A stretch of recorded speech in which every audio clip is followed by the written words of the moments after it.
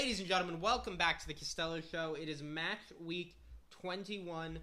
We are here. I am Brian Castello with your host, John Castello. And guys, we got a double game week from last week, so we're going to get right into it. To start off, Miami 2-1 win in Charlotte. That was Wednesday night, the first week of games. And honestly, kind of not very impressive from Miami, I got to say. For a 2-1 win, they did not look sure the whole game. I didn't think they ever looked good, actually. They truly were the worst team, but it's the same thing that we always get with Charlotte, which is they cannot put the ball in the net. It's so much tiki-taka around the final third that just doesn't go to anything. Yeah, and they have a lot of trouble finishing. I think that Vargas creates so many opportunities compared to how many times he actually puts the ball in the net. He is really bad at finishing. And I'm a big Vargas fan. I mean, I think he makes a lot of stuff happen. Last year, we were yelling for him to get in the game when they weren't playing him because he does. They were a static team that just did nothing.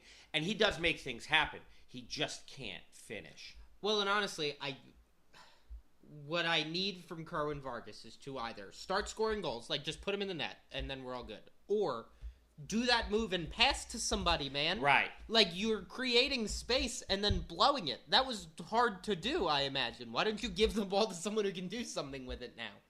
Yeah. But he just can't. He's Kerwin a poor man's Darwin. He really is, dude. It's crazy.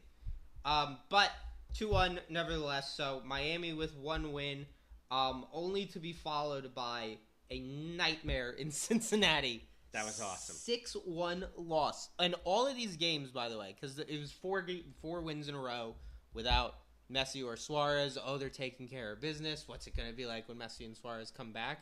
To lose 6-1 to Cincinnati really shut all that back down. They played a real team.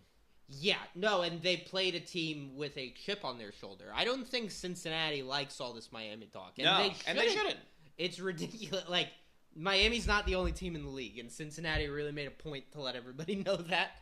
And honestly, by the way, for a 6-1 win, the whole team got to score. I mean, everybody scored. Everyone was involved. It was great. I mean, it was a real team win, actually. It was pretty wild, actually. There's a couple other blowouts. I'm kind of going I'm doing like one team, both their games, if they had two games. So we're bouncing around the schedule a little bit here. The next one I want to talk about, though, Orlando City, 2-1 win in Toronto, and then following that up with a 5-0 win back at home over DC. Orlando scoring a lot of goals. They're ridiculous. Facundo Torres is back. Yeah, Ojeda's really involved. He's really good. It's funny because at the beginning of the season, I thought Orlando could be a team that you're not going to have guys from every week, but you play matchups with Orlando. Like they last year, they were still the team that could put up 4 goals. They came in like second place, right? Yeah, I mean, people expected them to do much better. They were a serious team. And honestly, I kind of get a noisy neighbors vibe about them now because of Miami, and I don't think that's fair. Orlando's still serious, I think they just the front of the season was terrible. No, they've been horrible as a whole this season. Most of it comes down to that they can't get the ball out of their half, and now they finally can. We'll see. That was Toronto and DC. I don't want to get that wasn't Columbus and Cincinnati. And by the way, just in case you were wondering how Toronto did the rest of the week, they lost 4-0 to the Columbus Crew in their second game, so they got smacked as well. Yeah, there's a big disparity between the top and the bottom. Yeah, well, and it's funny because you have a lot of playoff spots. I mean, 9 in each conference. There's 14 and 15 teams, so you don't. But there's like the top 3 or 4 in each conference. Then it's a big drop off. And I'm wondering how long it's gonna be like that. I mean, if teams like Orlando can start putting it together, we do have the transfer window coming up. Who knows? But what's kind of scary is a lot of those top teams still have Giroux's coming. Space. I mean, that's the thing. LAFC brought in Giroux. Yep. I've heard, Atlanta definitely has a DP spot, now with Almeida gone. They're not a top team, but yes, they do. But then, RSL can free up a spot if they want to. Right now, they don't have an open DP, but I don't think it would be hard. You have Columbus, Cincinnati, Miami, and then the rest of the East. Yeah. No, it's a big drop off. LAFC, LA, RSL, maybe Colorado or Portland, but that's still, I think, the next level. And then after them, it's the rest of the West. Yeah. And it's a big drop. Well, and your bad teams are just so bad. But even your decent teams don't have a chance. Yeah. Like, they don't have a chance of winning the cup. Speaking of bad teams, we got two new coaches dueling in the first game of the week. St. Louis City, San Jose. 2-0 win for St. Louis City. I honestly liked them in that game. You love an interim manager. I mean, historically, there's usually one ridiculous match just because your spot's not safe anymore when you have an interim manager. It's not the same head coach. All of your goals, assists, hard work, and practice, it's all out the window. You're starting over. San Jose also a new manager, and they followed it up with a 1-0 win over Chicago, who is not an easy team to shut out. No, I think that's a great clean sheet right there. Yeah, I mean, 1-0 win over Chicago is pretty impressive. They're very beatable, but 1-0 is hard, especially because you should be scoring more than one goal against Toronto. I mean, the Union put up 3. Chicago beat the Union 4-3 earlier in the week. Chicago, because they're so attacking, often leaves a lot of gaps. Yeah, but maybe San Jose. I mean, I didn't watch that game. I don't think San Jose and Chicago fans watch that game. No, probably not. But they could have went out with just a completely defensive mindset because they knew they couldn't keep up with them scoring, and so maybe they parked the bus. I don't know. Definitely possible. But San Jose 1-0 win over Chicago. 2 goals allowed in 2 games for San Jose last week. That's a huge improvement. I mean, they're the worst defensive team in the league. For sure. So that's pretty nice improvement. Well, and it's something you need to take note of in fantasy is that's not the easiest matchup in the world anymore. Like, I would not pick anyone playing against San Jose this week and just kind of feel it out for a couple of weeks. I think it depends on who they're playing. Yeah, I mean, if they're playing LAFC, obviously it's going to be fine, but yeah, I would like to know that actually. They're playing Kansas City in San Jose.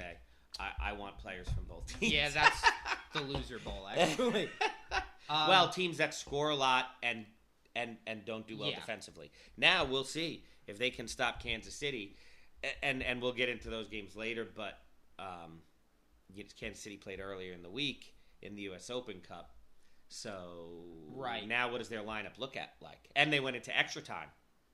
Yeah. So now what does their lineup look like? No, and we will get into that. And then the last game I wanted to talk about before we get into our fantasy teams, El Tráfico. 2-1 LAFC over the Galaxy. I got to be honest, every year when they play this game, I think the LA Galaxy is going to win. Like, I always think of them as the underdog that's going to pull it off. That's how I see this game every time it comes up on the calendar. And almost every time, it doesn't work out that way. And I don't know why I don't just put my life savings on LAFC every time. Like, they're the better team. And here's the other thing. Right now, I don't know about perennially. I would hear the argument that, like, the Galaxy's defense is better than LAFC's, and the Galaxy has a pretty serious attacking state. You know, that they are a real team. This isn't to knock the Galaxy. But LAFC, to me, is a team. Like, I think of Bogusz and Kamara and Bawanga and all these guys. Kamara has been a big addition. He's unbelievable. A guy that is in his 80s? I don't know. He's old. Like, I think he's 39. He is scoring goals at will when they need a goal. Like, and by the way, that goal was not an easy goal. I mean, that ball was above the crossbar, and he headed it down. He got up higher than it. That was crazy. I've been impressed with him, actually. It's been... Yeah. Didn't really think that was the biggest signing in the world. Oh, somebody gets hurt. Oh, he could put in some minutes. But he has actually been part of the team. Well, and Kai Kamara also. And it's funny because a lot of MLS fans, especially if you're more recent in the MLS, or if you just, you've been playing FIFA for the past 5 years and you know the name Kai Kamara that way. He, now he's the second all-time leading goal scorer and all that. But Kai Kamara is very used to being expected not to do well in proving people wrong. I mean, that's his whole career. He was a Division II player who was told he wasn't going to make it to the MLS, and then he was at Houston, and then... Who was it, Wondolowski that was in his... him and Wondolowski. Yeah, that's an awesome story. We have covered this before, but they're both from the same division in college. They were in the same conference for 4 years. They were rivals, and now they are literally 1 and 2 all-time MLS goal scoring. And they both attribute it to the other one's existence. Yeah. It's awesome. Awesome story. But with all that said... Kai Kamara and Danny Bouanga, just shutting down the Galaxy dream. What does the Galaxy need to learn from this? What are they doing wrong? How do they hit that next level? Because I think they are just barely not one of the best teams in the MLS. You know what I mean? Like, honestly, though, I think they can beat anyone. I think there's like a big brother syndrome. Which is funny because they're the team with the history with the right. LAFC was the new kids on the block, but I think they actually feel like the little brothers now, and they're so good, and they might even be better than their big brother, but they just can't beat him head to head. And I feel like it's a mentality thing. I also think there is something in LA to if the Galaxy just wins 2 of these in a row, everyone will be LA Galaxy fans again. Like I don't think Los Angeles particularly cares which of the 2 stadiums they go to. I think they just go to whichever one's hotter right now. I don't know. And I think that is LAFC. I mean, that LAFC hat, dude, I don't know a single Hispanic person that doesn't own that black LAFC hat with the gold logo. But that doesn't mean they root for the team. It doesn't matter. I mean, for years and years, people have bought, in the 90s, you had starter jackets. You live in LA, and you're on the Galaxy, and you see that fucking black and gold hat everywhere, dude, all year. Like, this is your chance. Yeah, that should bother you. This is your chance to do it. But, you gotta people all over the world wear Yankee hats that don't even watch baseball. But my question is, like, the rivalry's there, right? It's not like the Galaxy don't want this game. No, they want that game. They want it, and they are good enough. There's not a lack of talent. To me, it comes down to LAFC operates and attacks as a team. Like, I remember when Vela was leaving, and Vela was also sort of at the end of his career. It's not like Vela was crushing it and then left. But there was a part of me that was like, I wonder how they fix that. Like, what's the transition? Seamless. I don't even notice he's gone anymore. No, they're better now, actually. They're an unbelievable team. Well, I think Bogusz has more of a role. Absolutely. Well, but it's Bogusz, it's Bouanga, it's Kai Kamara now. It's Ilie Sanchez, who I feel like never even comes up anymore because he's not a big fantasy guy. But he gets that commercial. He's so important, though, to that team. I mean, he is a serious 6. Like, you need Ilie Sanchez to win games. He's just not a fantasy player. Yeah. But they have all those pieces, and all those pieces work together. And the Galaxy, I feel like we still hear a lot of, what is Ricky Puig's ideal role in this team, and should Ricky Puig be in the lineup? But I'll tell you this, sometimes, say that, which is crazy. Depending on your players, to let them just be free and play is a better decision. Right. Because they play better like that. And that is a team. I mean, they are fast on the transition. Yeah. Fast. When Peck took off and Paintsel took off and he put they were flying down the field. No, I honestly... The LA Galaxy counterattack, there's very few teams. Lethal. There's very few teams in the world that could do anything about that. I really believe that. Like, they could put that counterattack goal on a lot of Premier League teams. Now, I think they would lose ultimately, but they're scoring. They have a serious offense. They're fast. It also comes down to, like, they look like 2 groups of 5 when they play. They don't mix the way LAFC does. I feel like LAFC, and what's ended up happening now is Puig is dropping really far back to try and make up for that, and then he has to, just takes it upon himself. There's a lot of times in that game that he was not involved in the attack. Yeah. Because he was so far back helping defend. Or what he ends up doing is just dribbling 70 yards. But then, that can't be your plan. I don't know. I feel like Puig actually releases the ball a lot. I don't think he's a ball hog in any way. I don't think People keep talking about him in a negative way, and I think Ricky Puig is one of the best players in the MLS. I don't think he's a ball hog. I don't think he ever doesn't release the ball when I'm like, that was a bad decision. He's a 10. He's not an 8. Right. He's a 10, and he gets back and defends like he's a 6. To my point, he shouldn't be back there. And I get, he's helping the team, whatever, but that's someone else's fucking job. Ricky Puig should not be back there. That is a waste of what he does. Because now he's not in these attacks. Then they need to get somebody else to do it, because he's seeing where the team is needed, and he's out there trying to win, not trying to score goals for himself. Right. No, and I totally believe that. Love that. But what I need...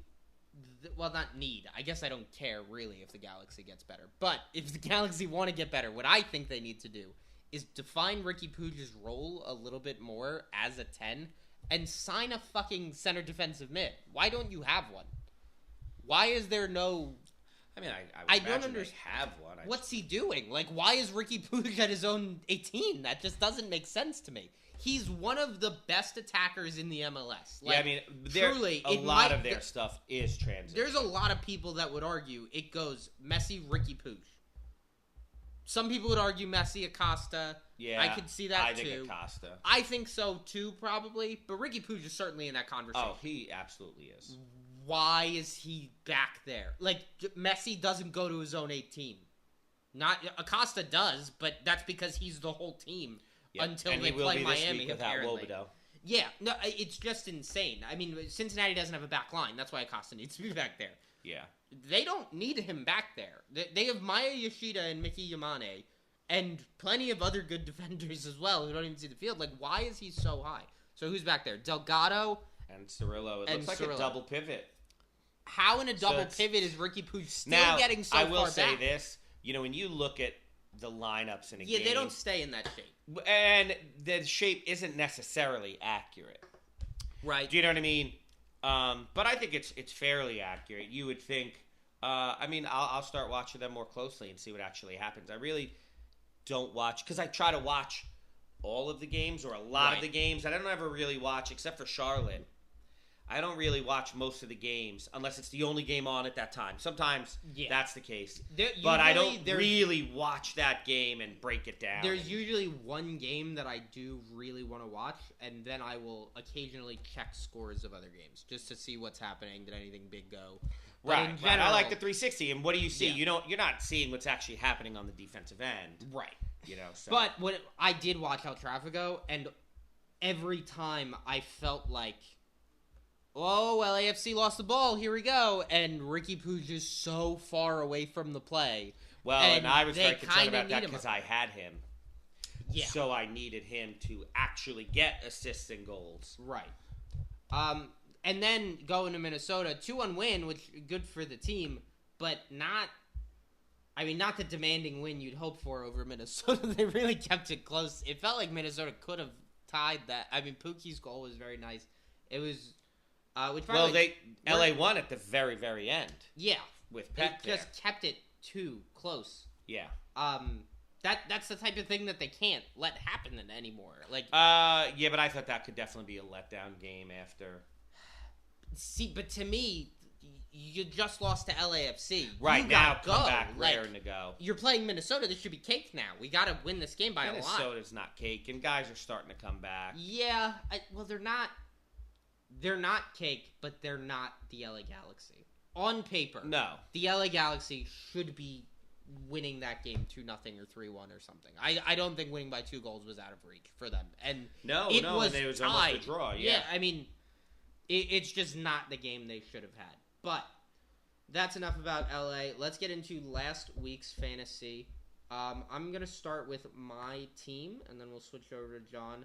So, in the net, Patrick Schulte... 2 games, 2 clean sheets. Love it. 16 points. Can't complain. Rudy Camacho with 17 points as well. Amika Eneli, 0 in 2 games. 0 points. Couldn't believe it. I felt that too. Absolutely stunning. Maya Yoshida with 7. We'll take that. Then through the midfield. So we had Ricky Puig, Lucho Acosta, and Evander on the field. All right. Now I knew Evander was on yellow card accumulation watch, but I had 3 guys, so someone had to be on the field. Yeah, I chose him. A lot of guys were on yellow card accumulation. Yeah, so someone was going to maybe miss that second game. There was really no way around it. Evander did end up taking the miss, so 11 points in his first game and then a DNP. Lucho with 16 points. Ricky Puig with 11. He was my captain, so 22 total there. And then on the bench, I had Jordy Mihailovic, who also got a yellow card. So he had 11 and then a DNP. Then Carlos Gomez, who came out hot in the first game, didn't get the yellow card. And I was like, let's go. Carlos Gomez is in. We're going to be fine. And then he had 3 points in a 5-2 win, which I couldn't believe. Actually, I think it might have been 2 points. I'm pretty sure he had 12 points in his first game. Yeah. As the coach, you got to love that, though. Means you're playing as a team. It's good for RSL. No one should be unhappy with Carlos Gomez. Yeah. I, however, am extremely unhappy with Carlos Gomez. The 14 points is still good in 2 games. Oh, yeah. We'll take it. That's it's an average of 7. But when I got a Vander only playing 1 game, it would have been nice to get in there.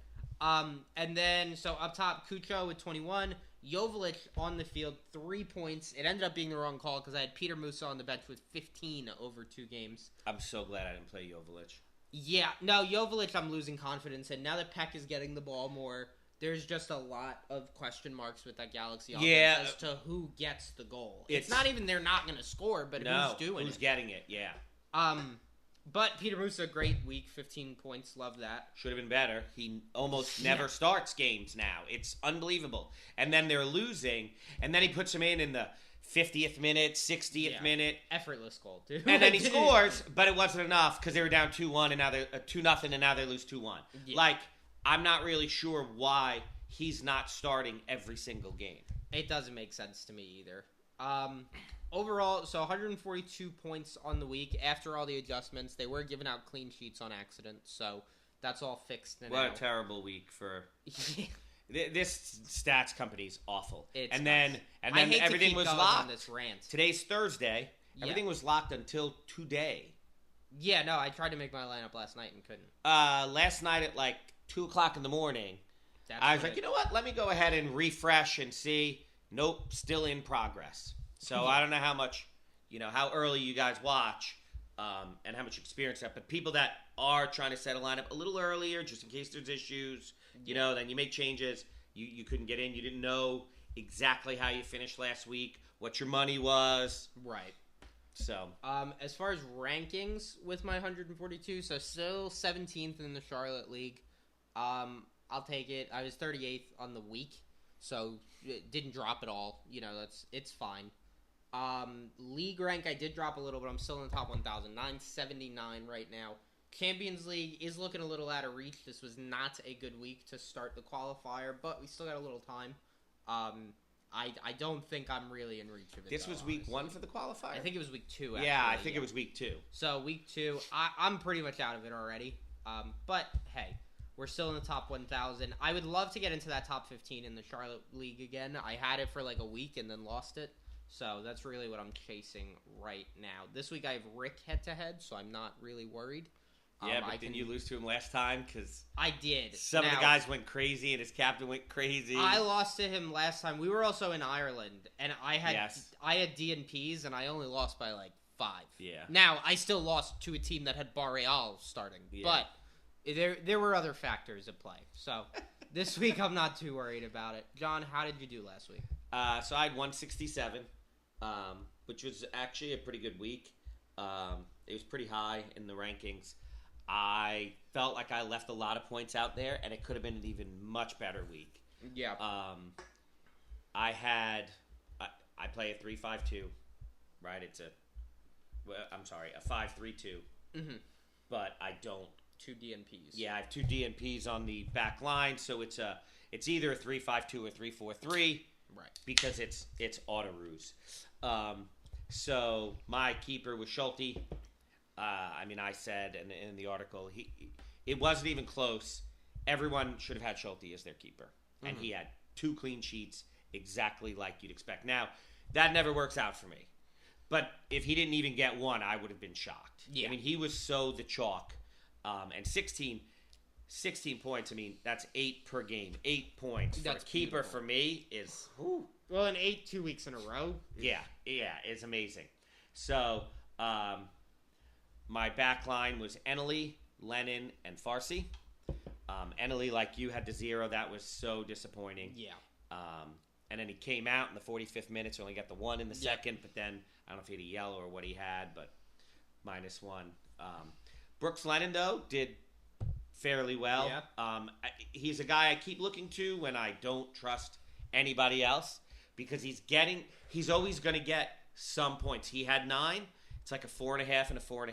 Yeah. If you guarantee me before the week a 4.5, a 5, you can't get it. If you guarantee me a 5 for all 3 of my defenders, I won't even put a lineup in. Yep. Just give me the 15 points for those 3 guys, and I'll move on to the next thing. I don't care. Farsi had 21. Yeah. Now, I said, you got to have someone from Columbus. Yep. The reasons I went with Farsi for 2 reasons. One, if you look at through the season, now he is going to start both games. And that's the most important thing in a DGW. Yeah. It is. They got to start both. And I think, was it Zawadski that didn't? Yep. Someone didn't. That people took. They got the second clean sheet and he wasn't in. And that happened to me earlier in the year with someone else. And then I also took Farsi because he plays high up the field and I thought he might get a goal. And he did. And 21 points. That's huge. That's a 10 and 11. I don't know that it was exactly that, but the equivalent of it. It's striker points. That's fantastic from a defender. I mean, and that was one of my separators, I think, this week. Yeah. Was having Farsi when other guys had Camacho or Morera. Yep. And they were losing 3 points and I think 5 points. So I was super happy with that. So my midfield, I had Puj, Mihailovic, and Acosta out on the field. Mm-hmm. Mihailovic, 11, 11, and 16 in that order. Puj was a little disappointing, but still an 11 is not terrible. Yeah. Mihailovic, 11 out of the 1 game. And I had Evander and Gomez on the bench because I had 3 guys in that yellow card accumulation watch. So I thought Well, it's funny. You had the same 3 guys as me. You made a different decision as to which guy goes in, and both of us missed Carlos Gomez being the guy that made it through. Yeah. No, it does mean that Carlos Gomez is still on yellow card watch. Yes, but it doesn't matter because it's a single game week. Right. Who cares about that in double game weeks? No, but good to know because you're going to see a yellow and you're not going to pay attention to the fact that he's out next week if you don't go check the reports. Yeah. I could see someone getting screwed on that. That's why you check your lineups. Still no Carlos Gomez is on watch. But Mihailovic is very attacking, and that's why I thought he wasn't going to get it. And then, like I said, Gomez and Evander on the bench. Mm-hmm. And then Arango and Cucho were on the field up top. And Musa was on my bench. So Arango had 12. Cucho had 21. He was my captain, so that was 42. And then Musa and Gomez had 15 and 14. So they played for my defensive DMPs to make it a 3-4-3. And Evander at the 11 was the one that didn't get on the field. Yeah, I mean, look at all those points on my bench. 16, 14, 11, 15. I mean, that's... And at least three of those 4 guys are on the field, so that's kind of nice. So that was who I had. As far as rankings, I was 168 overall for the week, which is really high. Like, I'm always happy with that. Now I'm up to 380 overall. So I have broken the 400 mark. Nice. So, I mean, if you look, I'm steadily going up. I was in the 600s, then I was in the 500s, then the 400s. Now I'm in the 300s. So hopefully it keeps going. I would love to finish in the top 250 at the end. That would be, from where I'm at now, that's not easy, but it's attainable. And that would be pretty cool. Top 250 is pretty cool. So for Charlotte, I was 4th for the week, and now I'm 8th overall. So 5 weeks ago, I was 11th. Moved up to 10th, stayed at 10th, moved up to 9th, moved up to 8th. Yeah. So steadily creeping up. Yeah, steadily creeping up there. So pretty happy with that. I won my head-to-head. I think I played Mike. You did play Mike. Yeah, because he sits in front of us at the game. So I was talking to him about our lineups at the game. 167 to 141. He didn't have a bad week. I made another 1.8 million. I think it's going to be real hard to make money now because guys are so much. Yeah. So I'm at 167.2 million. Well, and honestly, if you're someone that doesn't use their bench the way we do, that's where your money gets made, is in finding those $5 million guys that are now playing because of an injury or something like that. Like, if you really do need to chase money, that is where it is. If you started late this season or something like that. That has to be the only reason why, because these... I feel like everyone's gone up so much. Yeah, I mean, I haven't... I have left so much money on the table every week here. Yeah. I left almost $8 million on the bench last week. Yeah. $6.5 million the week before. I have $11 million. $7.5 million the week before. Now, I will say this. I have Arango and Evander. The rest of my team really isn't that expensive. I mean, Acosta's 16.9, Bouanga's 16.9. This is a weird week. Messi's 15. Like, on another week, my team wouldn't have $11 million on the bench, but this week, that's where we're at. Yeah. This is a weird week. The matchups are... I don't like a lot of things this week. Now, it could be really good because it seems like everybody's picking the same guys now. Yeah. So... It's nice to shake that up a touch. Yeah. Now you can have real differences. Like, I had a 167, and a lot of people had that because they had the same guys. They had Lucha. They had Mihailovic. Yeah. They had Schulte. They had Cucho. You know what I mean? Cucho was the captain instead of Puig or Evander or Mihailovic was a big separator. Yeah. You're relying on the captain. So this week could be really interesting, and you could make up points this week if some of the chalk isn't so chalky. Right. So that is honestly a great segue. You want to go through the team analysis, and then we'll go through who we picked? Yeah, so like I said, I don't love a lot of matchups this week. No, yeah, they're rough.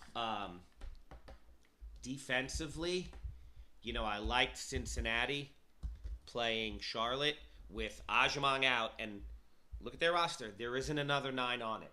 Yeah. He's the only 9 on the whole roster. They got rid of Capetti. Swiderski's not back yet, who's not really a true 9, but he does. I'll take him over Ajamang, actually. Absolutely. Well, and honestly, Swiderski is whatever you need him to be. Like, he'll figure it out. And Cincinnati is a great defense, and they're at home. Yeah. Charlotte isn't scoring that much, and now you lose Ajamang. It makes it even better. If you're thinking about how great that defense is, keep in mind Miles Robinson is on the road. Right. So then you look, and the him. Olympics, they're already off to camp. No Miles Robinson, and Wobodeau is out on yellow card accumulation. So that is going to hurt defensively. So I'm not on as high on him as I was. Now, for Charlotte, Abada is gone to Israel too, he's in France representing If you had Israel. Another goal scorer, that was it. Yeah. So I still might like him. I don't like him as much as I did. Yeah. If Berkey plays, if he comes back from his back spasms, I do like St. Louis. Mm-hmm. But he might not be back, and if he's not, that dude got lit up last game. Yeah. I like Colorado. I don't love Colorado, but I like Colorado. Mm-hmm. They are home against Red Bull. Red Bull's really inconsistent. They're only averaging a little over a goal a game on the road. But Forsberg's coming back. Now, could they start scoring? Who knows? So I'm not... Those are my most defensive teams. New York City's not bad. Montreal's not bad. Houston's not bad. Vancouver's not bad. But I don't love anybody. Like, truly, this week, more than ever, I just want to take midfielders and forwards. Yeah.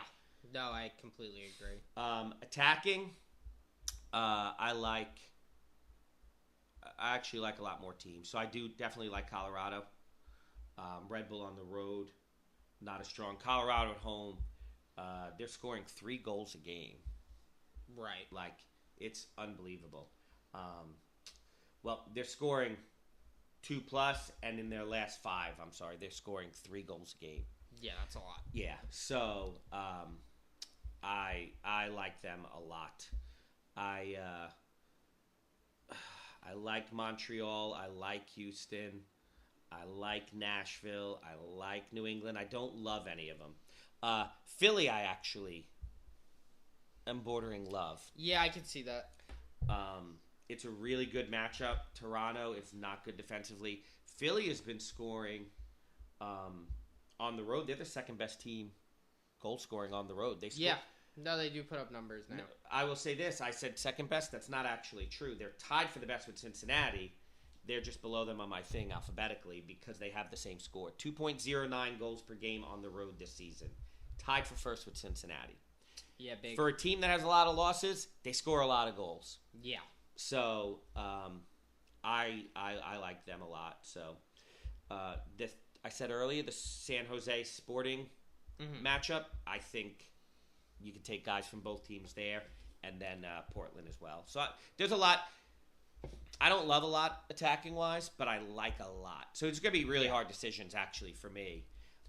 But I think it's really good because I think there could be big differences now this week. I think this could be a real separator week because it is not just everybody's going to take these 3 guys, these 5 guys. Yeah. So let's get into the actual players across the back. So I've got Celentano. We just talked about that he, if you're talking clean sheets, Cincinnati's one of the few teams that looks good for it. Originally, I was going to go with a Cincinnati defender, but I couldn't figure out who. I didn't really like Yedlin. I mean, they could have the clean sheet, and then he gets that, but that's all he's going to get, usually. Yedlin's not known for bonus points. Kip Keller, but then is he going to play? I don't know. I mean, Hagelin Well, I think you just need to look at the lineup. Hagelin, Miazga, and Robinson. Hagelin, wasn't he one of the... Wasn't it him and Miazga? Yeah, him and Miazga. Miazga, and Robinson are... none of them are there. So I would assume Kip Keller has to get on the field. There's nobody left. Right. But I don't know that yet. So it's Keller, Ian Murphy. I may get Kip Keller in. But as of right now, the back 3 are Kai Wagner, Maya Yoshida, and Mickey Yamane. Now, I am not incredibly confident in an LA Galaxy clean sheet, but I think if anyone is going to do it, Dallas isn't the strongest team ever. Musa... maybe on the bench for 70 minutes. You don't know what he's going to do. Like, Dallas without Musa doesn't scare me. It's once he gets on the pitch, and that's not the whole game. So if the Galaxy can really... Well, he could. He starts half the games. Right. But if the Galaxy can really run it up, punch him in the face early with no Musa on the pitch, who knows what can happen. And the Galaxy are the best road team defensively. Right. 1.09 goals per game. If anyone's going to do it, it would be them. Now, again, Kip Keller may go in for Maya Yoshida. I'm keeping Mickey Yamane if I'm only keeping one of them.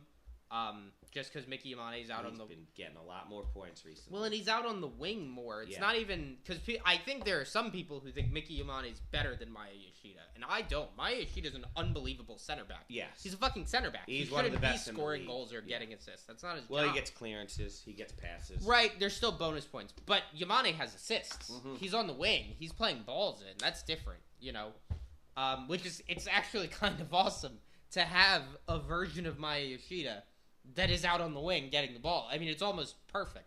Yeah. 2 DNPs on the back line after that. Then across the midfield. So I've got Evander as my captain right now. Again, not totally set on that, but that's... Evander will definitely play. He just may not be the captain. Santi Rodriguez and Daniel Gazdag are the 2 on the field. Then I've got Cole Bassett and Christian Espinoza on the bench. So... It is going to be these 5 guys. I'm pretty confident in that. The only thing that may happen, there is a part of me that wants to move Espinoza in for that Santi spot. Just because I'm a little bit less confident in Santi going to Chicago. I know Chicago is not some defensive powerhouse, but NYC on the road, I don't always love the same way I love Santi at home.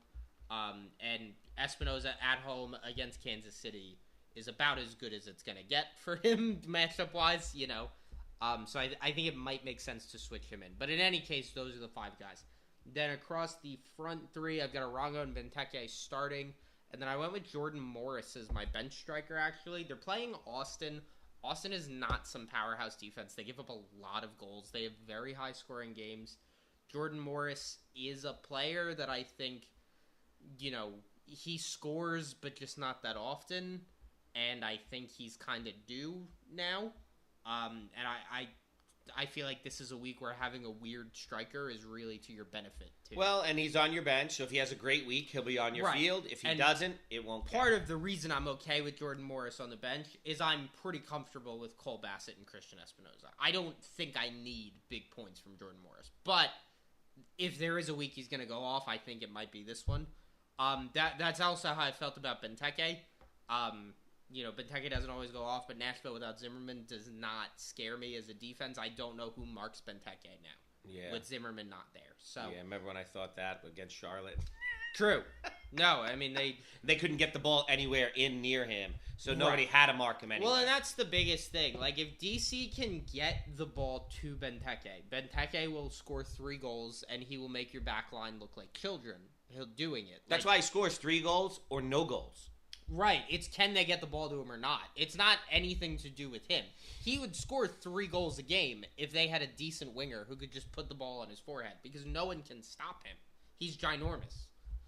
That one ref stopped him. That's really the only person who's been able to do it with that yellow. But that's what I got. John, walk me through the team. So a couple things I want to say before I get into my team. We didn't talk that it's not single game, no double games this week. Right. We might have said Miami's on a bye, so I definitely wanted to clarify that's important when making a lineup. I also want to talk about the guys that are going away to the Olympics. They're already gone. They're already reported. So these are guys you aren't going to have. Atlanta United not having Caleb Wiley. Mm-hmm. That's a big miss. Abada we talked about, gone from Charlotte. Mihailovic gone from the Rapids. Big. He was my favorite player this week. Definitely my favorite midfielder. But I think he was my favorite player. He was going to be my captain if he was playing. Love that for Cole Bassett, though. Yes, and immediately I put Cole Bassett in, but he's not my captain. No. Schulte gone for the Crew. That's a big one. And Evan Bush might be hurt. So if he is, that really could hurt a lot. Yeah. And I don't love LAFC this week, and a lot of people do. They love Bouanga and Bogusz, and I thought that could be a separator. I just don't see them scoring more than 1 or 2 goals. Their defense is so good. So even with a third-string keeper who's never gotten on the field possibly before, I don't know how many shots they're going to be on goal. Well, and there's something about LAFC against a team that good that just kind of scares me. I mean, you could say, Bouanga scored against LA Galaxy. And Bouanga scores a lot at home. Yeah. But Columbus, I don't like him. Columbus's defense is the real deal. Yeah. Well, and especially after only having 2 on the Galaxy. Not that the Galaxy is a bad defense, but I think the Columbus Crew is a better defense. I think the numbers show that. Not even close. Are they not? No. Oh, yeah. Columbus I is agree the better with you, defense over the and Galaxy. it's not even close. Right. It's not the a numbers discussion. are in the favor of Columbus. So I just don't see them scoring more than 1, 2, maybe. Yeah. So Cincinnati, Miles Robinson, that's a huge one, and we talked about that. Mm. Miami, they're not playing this week, but you will miss these guys in the future, Kramaski and Gomez. Yep. Minnesota United, Michael Boxall. Yeah. That's a big name. Nashville, Walker Zimmerman, that's huge. I really actually had him in my lineup till I knew that. I thought he was going to take Benteke out of the game, and they could get a clean sheet. Yeah. Red Bulls, Tolkien, that's a big loss. Although they do have Forsberg coming back. Well, I don't know that, but I think he's on the mend. But we won't get a list till tomorrow. Duncan McGuire for Orlando, and then Nathan Harriel and Jack McGlynn for the Union. So then getting to my team, I liked Gazdag. I really like Gazdag with McGlynn gone now because he does steal points from him. Yeah. So that's pretty nice. So in goal right now, I still have Celentano. I might change that. If Berkey plays, I am thinking about Berkey. And I'm thinking about Zach Steffen. I said I liked Colorado.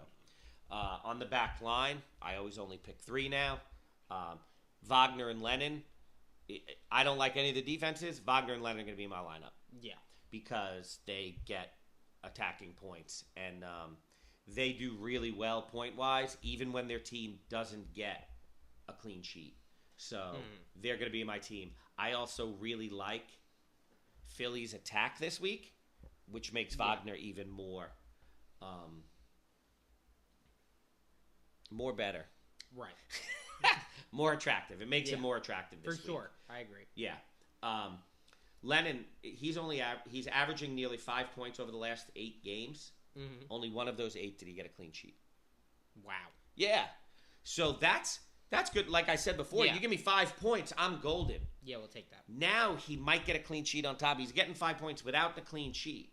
I'm going to be having Lennon. I was down on Lennon early in the year. He's going to be in my lineup a lot going forward. My third guy right now is Andreas Maxo. Like I said, their matchup's decent this week. He gets a good amount of bonus points. Bombito's back, so he does as well, but Maxo's just a little more consistent, so I like him better. Some other guys I'm considering Tim Parker. If Berkey's in goal, if he's not, I'm not. After that, it's a roll of the dice for me. There's not a lot of guys that I like a lot. Gotcha. In my midfield, I have Cole Bassett, Evander, and Gazdag on the field. Mm-hmm. Once Mihailovic was out, he was my favorite player. Boom, Cole Bassett's in. He's not my captain, though, but I like his matchup. And if you look, when Mihailovic doesn't play, Bassett gets a lot of points. Yeah. And we said that last week. If Mihailovic gets the yellow, Cole Bassett could come real valuable. And if you think he's going to get the yellow, maybe you want Cole Bassett. Evander's currently my captain. I don't necessarily think he's going to have the most points on my team. I think he is the least likely to have the least. Yes. Yeah. And that's safe. I don't need my captain to get 3 points. Right. So no, it's the biggest thing that screws you with trying to really climb those top rankings once you get to the overall game is your captain not performing because someone's captain did. Yeah, and so many of these guys could or might not. So many of these guys have a really low floor. Yeah. And it's really scary. And Evander's floor isn't low. No, yeah. So, he could go off, too. He very rarely has less than 7 points in a game. Yeah, and he's got some rest because he was on the yellow suspension. So, last week he would have had one of the top scores if he played both games. Yeah. So, at Providence Park, they're scoring 2.5 goals a game, 4th best in the NFL. He has double-digit fantasy. What? MLS. Did I say NFL? You did. That's how good Evander is. But he has double-digit fantasy points in his last 4 consecutive starts. Wow. Yeah. Yeah, so... What's funny is I didn't know that, but I also did know that. Yeah. If you just told me to guess, I would have said probably. Right. He's averaging 9.59 fantasy points overall for the season. Yeah.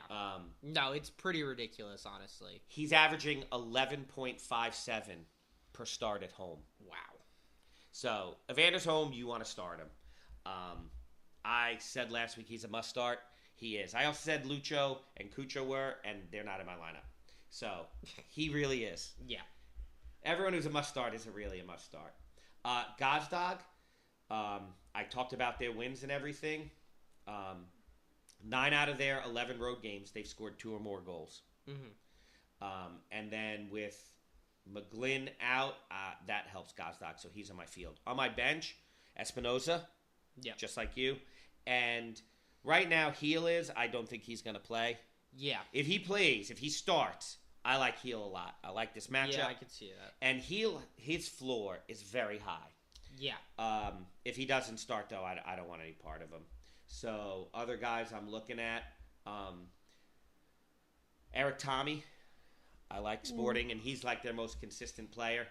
I thought about him. Hani, for the first time all season, I'm actually looking at. Amin Bassi, although I'm a little worried about if that game gets played. Like, half the state has no power. Not half the state. Half the city. Yeah, has no power. Happening in Texas, by the way, that there's blackouts and stuff, and it's like you guys are so excited that you have your own power grid as a state. It doesn't work. Well, there was a hurricane. I don't care. Fix it. Yeah. Does this happen in Miami when there's a hurricane? So if no Berkey, I like Ryan Gauld, and I'm thinking about Ojeda, but I'm not really thinking about Ojeda. Yeah. So that's funny because I actually was gonna say Ojeda is like an honorable mention for my lineup this week. He's worth mentioning, and some people might like him. He doesn't crack this lineup with now. the rest I will of these say, guys. If Carlos Heel definitely doesn't play, I feel even a little bit better about Ojeda because I don't know that New England's going to be able to keep the fucking ball without Carlos Heel. They haven't been as bad defensively as you expect not having him. It's been a few games. True. So I also, Orlando's hot right now. Maybe this is where they let down now we're playing New England. This is going to be the easy one, and then they don't play as hard. But I could also see we just beat DC 5-0. Now we're going to New England. We're going to fuck them up too. And there's no Carlos Heel to help stop the bleeding. Yeah, I just they've been better without him than you'd think they would have been. Yeah, no, for sure. Agreed. So forwards, I got right now, and I might change this, but I got Sebastian Ferreira and Benteke on the field. Bold. It is bold. And this could be a week to go bold. Yeah. Now, again, who knows if Houston's going to have a game. Okay? Ferreira's been out most of the season, okay? Yeah. He's only played more than 45 minutes 3 games this season. Oh, my God. One was really early, like between the second and fourth game of the season, and then 2 recently. In those 3 games, he has 4 goals and an assist. Wow. And he has at least 1 goal contribution in each of them. It's not like now he had a hat trick in 1, but it's not like he did awful in any of them. He had a goal contribution in all 3. Yeah. Not a big sample size, but he's playing Minnesota's defense, and he has been productive when he's been out there. Right. So he could blow up this week. Yeah. But we'll see. First, let's make sure the game's being played. But he's someone that I think could really hit big this week. Benteke, I didn't like till Zimmer was out. Now he's in my starting lineup. Yep. I think this is a 2 to 3 goal game for him. Yeah. And he is someone that you should consider as a captain. The problem is he could go out and have 2 points. Right. Or less. He could go have a yellow card. Nope. 2 points for 90 minutes or 72 minutes. And then a yellow card and he's got you 1 Well, and point. it is the thing that's scary about Benteke is he's had a few reds this year. Yeah, he's so inconsistent and he's so volatile, man. Yeah. And by the way, if you're Nashville, without Zimmerman, that's how you stop Benteke, is by making him fucking angry. Yeah. Every time you walk by him, be that. Keep asking what kind of tree he is. Be that cornerback that is just in the ear of that receiver. Be annoying. Yep. So I really liked Willie Agata until they played U.S. Open. And he played 117 minutes. Yeah. And he had the go-ahead goal. Yep. He had the 2 goals last week. He had the go-ahead goal in this. Peter Musa had the game-tying goal. Yeah. He also didn't start again. Had the game-tying goal, and then no one cares, but Kansas City actually won in extra time. Right. But I got to put in 117 minutes, so now I don't know that he's going to start. Yeah. And if he does he come out early? If I was super confident playing this whole game, I would love him. Yeah. He would be 1 or 2 for me. Sam Surridge. I like this matchup. Surridge scores, man. When they score goals, he's the one that scores. Yeah.